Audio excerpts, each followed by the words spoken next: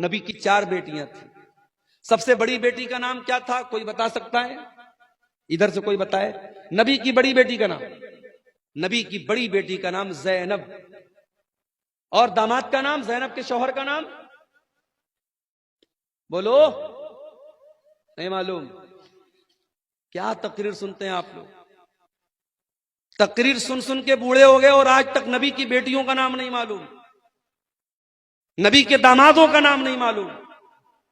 نبی کی بڑی بیٹی کا نام زینب، اور زینب کے شوہر کا نام تھا ابو العاص بن ربی رضی اللہ عنہ.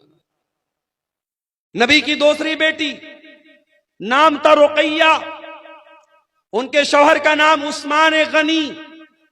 رقیہ کا انتقال ہو گیا، نبی نے اپنی تیسری بیٹی کی شادی حضرت عثمان سے کر دی. تیسری بیٹی کا نام تھا ام کلثوم، ان کی شادی ہوئی حضرت عثمان سے.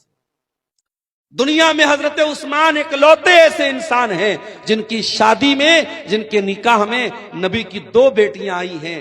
اور رقیہ ان کی بھی شادی ہوئی، اور رقیہ کا جب انتقال ہوا تو ام کلثوم کی شادی حضرت عثمان غنی سے. اور نبی کی سب سے چھوٹی بیٹی، سب سے چوتھے نمبر کی بیٹی کا نام تھا فاطمہ، ان کی شادی کس سے ہوئی؟ حضرت علی سے. میرے پیارے ساتھیوں، نبی نے اپنے بیٹیوں کے رشتے کرنے میں دینداری دیکھی ہے. نبی نے روپیہ پیسہ نہیں دیکھا ہے، نبی نے زمین و جائیداد نہیں دیکھی. آپ نے سب سے لاڈلی بیٹی، سب سے چھوٹی بیٹی حضرت فاطمہ کا جب نکاح طے کیا حضرت علی کے ساتھ، حضرت علی کے پاس کچھ بھی نہیں تھا. آپ نے علی سے پوچھا کہ اے علی تمہارے پاس کیا ہے؟ کہا اے اللہ کے نبی میرے پاس ایک گھوڑا ہے، ایک زرہ ہے. آپ نے کہا کہ گھوڑا اپنے پاس رکھو، زرہ بیچ دو. زرہ بولتے تھے لوہے کی ایک ڈریس ہوتی تھی جو جنگ کے میدان میں لوگ پہنتے تھے. اللہ کے نبی کے حکم سے حضرت علی نے وہ اپنی زرہ بیچ دی، جس کو عثمان غنی نے 380 درہم میں خریدا. اور اسی پیسے سے اللہ کے نبی نے حضرت علی سے کہا کہ مہر کا انتظام کرو، کیونکہ حضرت علی اللہ کے نبی کے داماد بھی تھے، اور حضرت علی کس کے بیٹے تھے؟ ابو طالب کے بیٹے تھے. اور ابو طالب کون تھے؟ نبی کے چچا تھے.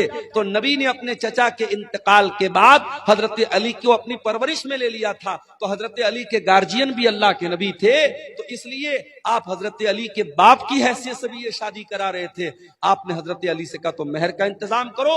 اور اس کے بعد چونکہ نئی گرستی تھی، نیا گھر بنانا تھا، حضرت علی کے پاس کچھ نہیں تھا، تو اللہ کے نبی نے حضرت علی ہی کے پیسے سے ایک تکیہ خریدا، ایک چادر خریدا، اور ایک پانی کا برتن مشکیزہ، ایسی ضرورت کی 4-5 چیزیں خریدی ہیں. کچھ لوگ اس کو جہیز کا نام دیتے ہیں، معاف کیجئے یہ جہیز نہیں، یہ حضرت علی ہی کے پیسے سے اللہ کے نبی نے اس کو لیا تھا اور اپنی بیٹی کو دیا تھا. نبی نے رشتے میں کیا دیکھا؟ دینداری دیکھی ہے میرے پیارے ساتھ. واللہ آج میرے پاس ایسے نوجوانوں کے بھی فون آتے ہیں جو بڑے درد کے ساتھ اور بڑی تکلیف کے ساتھ کہتے ہیں کہ مولانا آج ہماری شادیاں نہیں ہو رہی، اچھے رشتے نہیں مل رہے، کیونکہ ہمارے رشتے اس لیے ریجیکٹ ہو رہے ہیں کیونکہ لڑکی والوں کو لکھپتی اور کروڑ پتی رشتے چاہیے، اعلیٰ شاندار مکان چاہیے، سرکاری نوکری چاہیے. ہم دیندار ہیں، ہم نمازی ہیں، ہم بااخلاق ہیں، ہم تقوی کے راستے پہ چل رہے ہیں، مگر ہمیں کوئی باپ اپنی بیٹی دینے کو تیار نہیں ہے. میرے پیارے ساتھیوں، جہیز کی اس گندی رسم کو اگر ختم کرنا ہے تو ہمیں اور آپ کو رشتے ناتے میں دینداری کو لانا پڑے. اللہ کے نبی کے ایک صحابی تھے، ان کا نام تھا جلیبیب رضی اللہ تعالیٰ عنہ. جلیبیب بڑے